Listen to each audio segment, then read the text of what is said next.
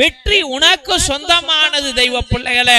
அப்ப அந்த பேதுரு உணர்ந்தான், ஐயோ என்னமோ எனக்கு கத்துதே, கோழி கூவுதே என்று உணர்ந்தான். இன்னைக்கு ஃபாதர் டேவிட் கூவுகிறேன், நீயும் உணர வேண்டும். நீ யார் என்று உணர வேண்டும். நீ இயேசுவினுடைய படைப்பு, இயேசு உன் அப்பா.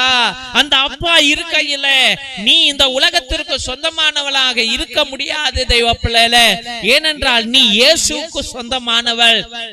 நீ இந்த துக்கத்திற்கோ, இந்த நஷ்டத்திற்கோ, இந்த வேதனைக்கோ, இந்த பாடுக்கோ, இந்த தோல்விக்கோ, இந்த கடனுக்கோ, இந்த கோர்ட்டு கேஸுக்கோ நீ சொந்தமானவன் அல்ல.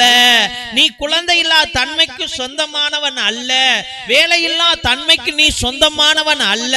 நீ யாருக்கு சொந்தமானவன்? இயேசுவுக்கு சொந்தமானவன். அப்ப இயேசுனுடைய அபிஷேகத்தை, அந்த ஆவியின் அபிஷேகத்தை நீ பெறும் பொழுது நீ